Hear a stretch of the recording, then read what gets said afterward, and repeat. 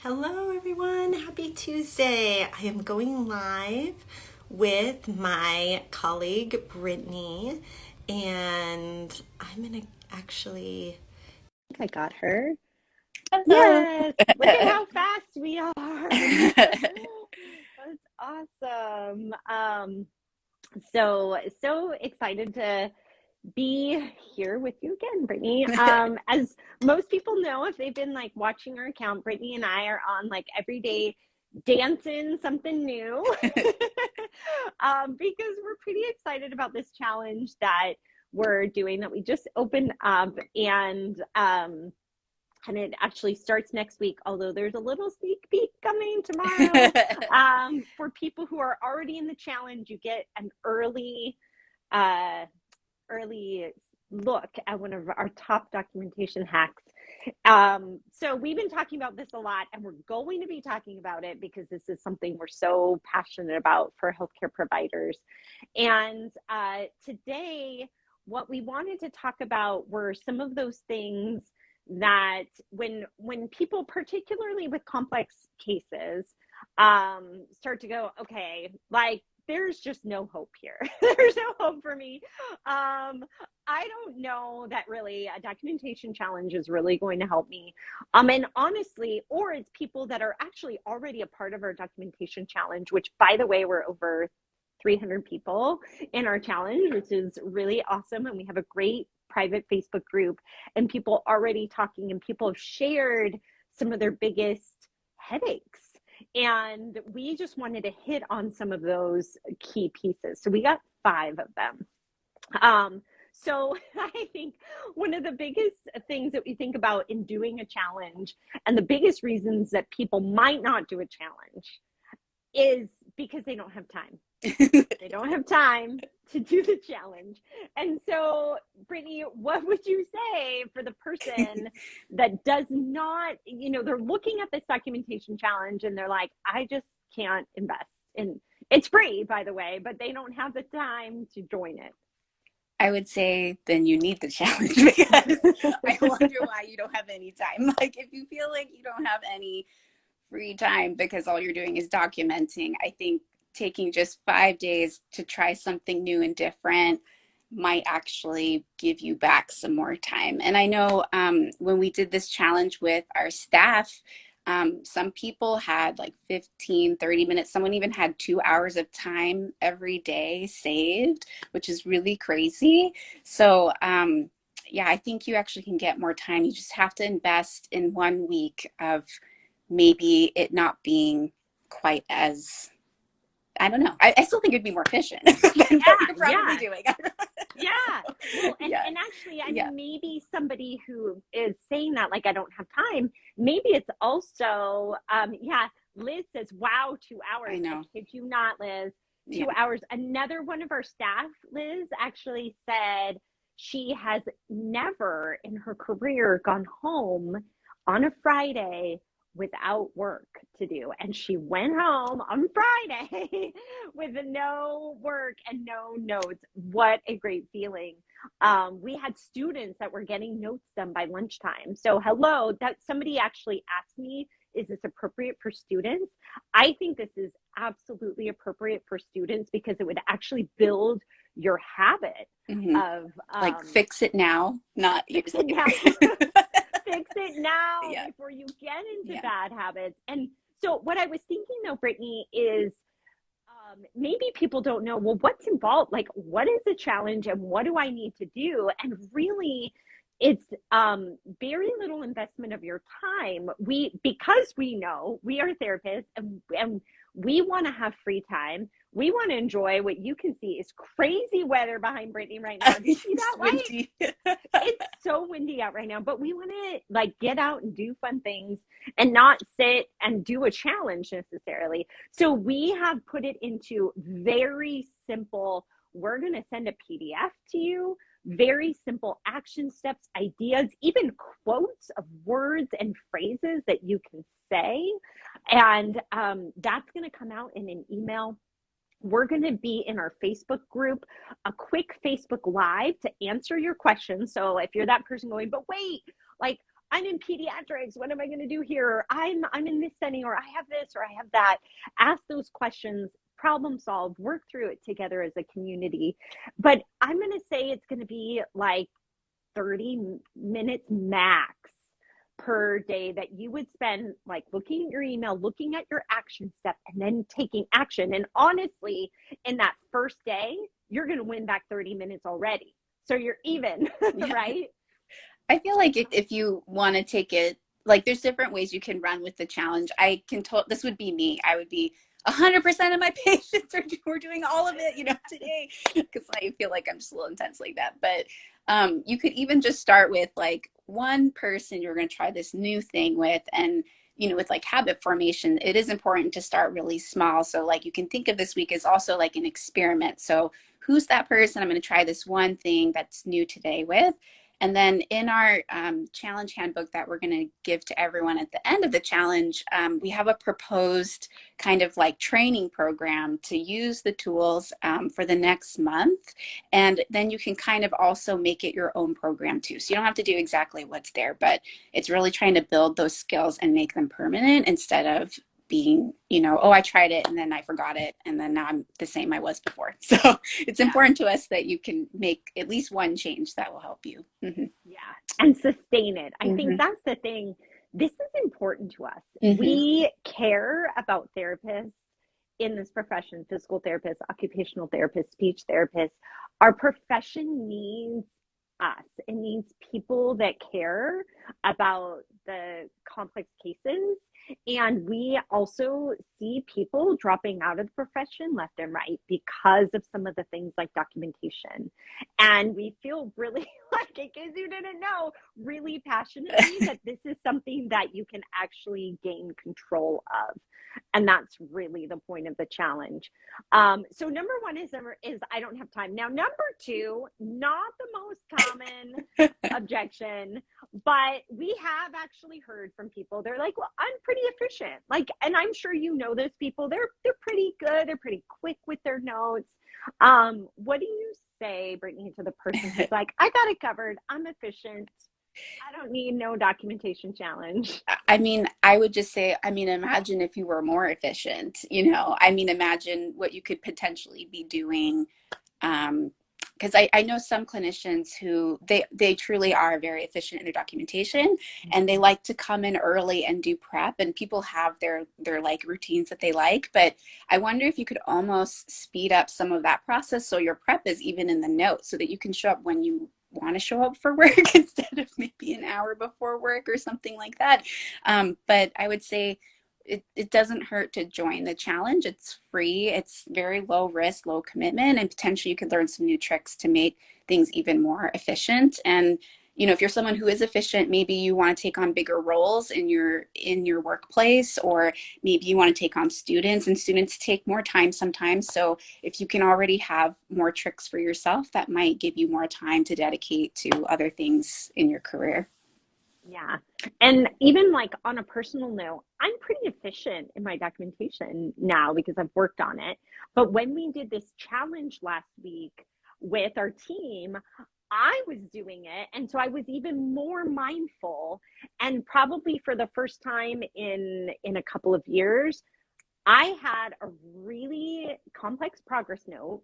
Somebody hadn't seen for a couple of months. Actually, it was a reeval, and I finished it in the session. I don't think that would have happened if I wasn't in the challenge, because I was just so mindful and present with like, you know what, I'm going to make this happen. So, I'm like a constant process of learning myself, but that was something that was helpful even for me.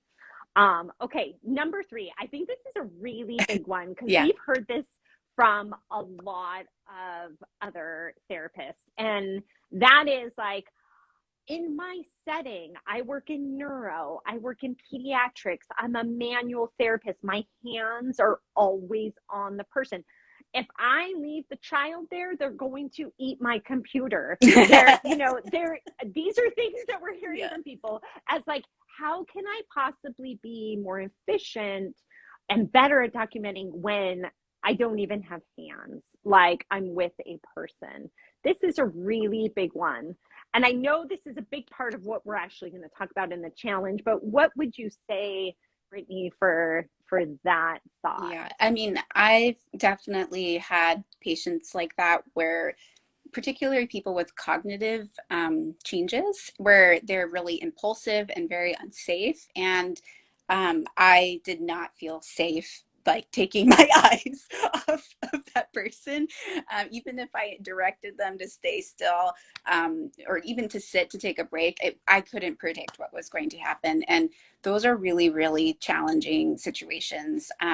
I think there are ways that you can get really strategic about when you do your note and how you employ ways to help your patient stay safe while also taking care of what you need to take care of, so then you can take care of yourself. Because if all you do all day is, you know, dedicate all of that time to the people that you're working with and you don't save that little bit of time for yourself, then the note has to be done on your own time. And it's, I think, a really hard mindset shift for us as therapists, because I think a lot of us come into this profession as, you know, we want to serve and help others.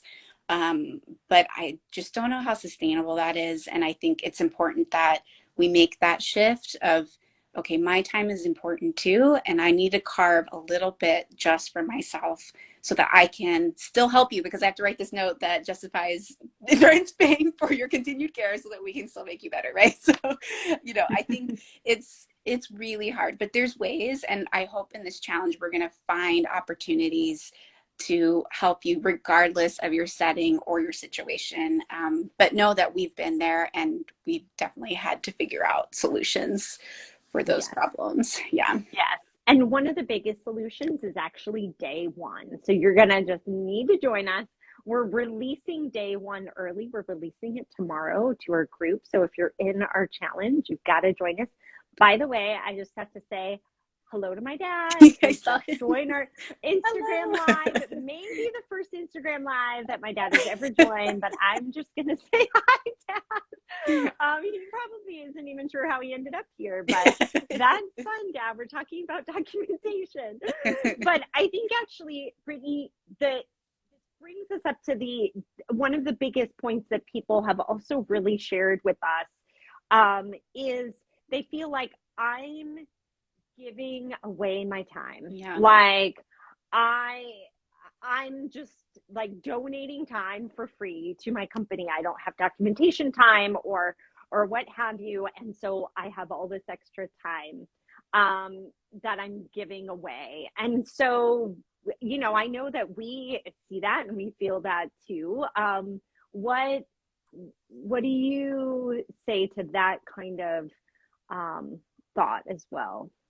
Yeah, I mean, I've worked in different types of settings and I've worked at different clinics where it was a higher, I don't know why the word is leaving me, but it's, I was seeing more patients per hour basically, versus like what I'm seeing at Re+active now. And we didn't get paid for documentation time. And it's really hard because you're just working so hard already and feeling so behind on your notes. And then you're not even getting reimbursed, like, or you're not getting paid for that time that you are working. Like, that is a job that you're doing, is, you know, and what I would say is, it's really hard to control those circumstances sometimes. You know, you can advocate for yourself with your employer, but sometimes that's just it.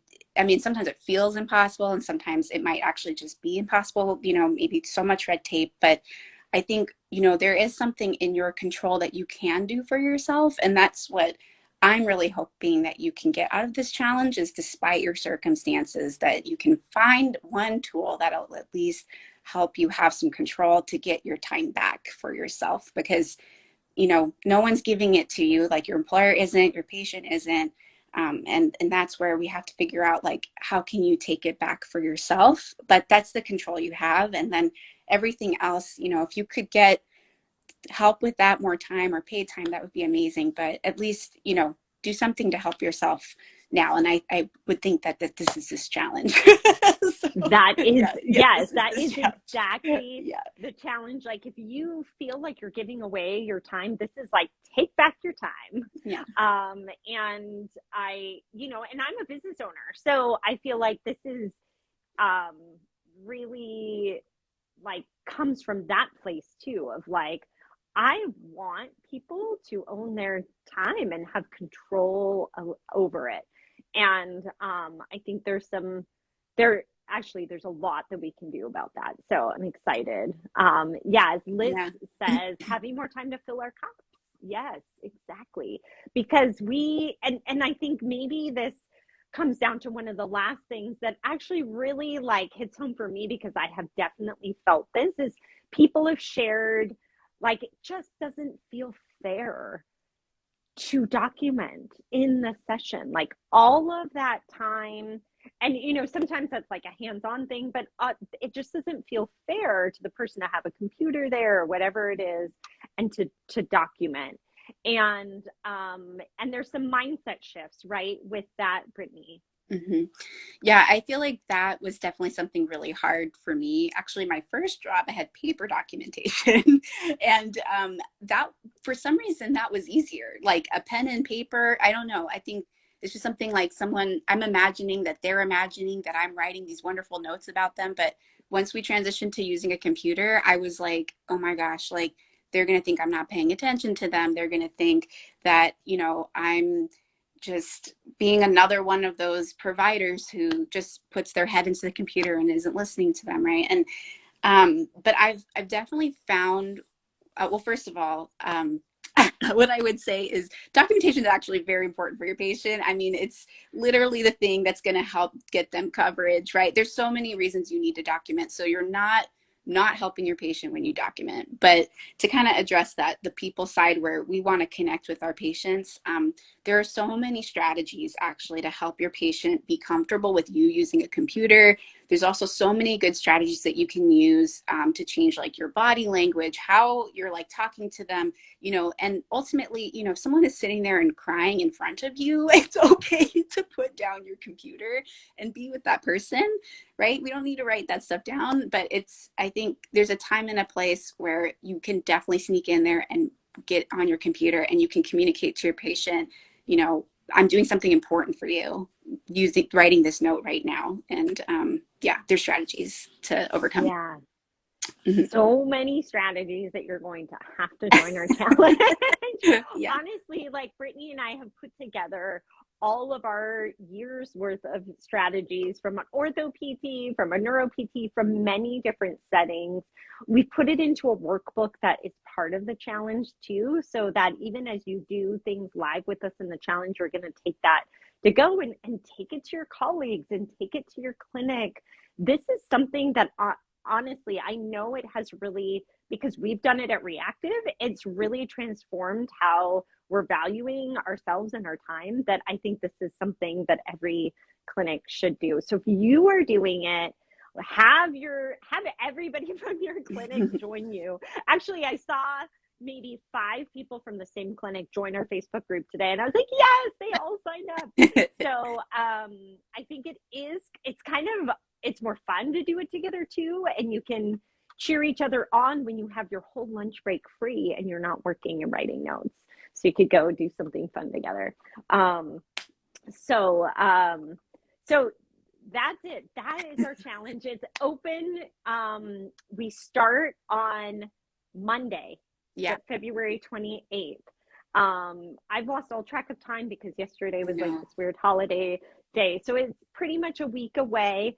Come and get in the challenge though this week so that you can join it a little bit early. We're releasing documentation hack number 1 tomorrow, and it's the biggest time saver. It's how to save 30 minutes in your day with just a really quick and simple way to do that. So we talk about that tomorrow in the challenge. So we hope you'll join us there. All right, Brittany, thank you. Thanks for talking about all things documentation. Again, one of our favorite topics. So Brittany and I will see you there. We'll be live in our group tomorrow. And thanks for joining us here today. Bye. Bye.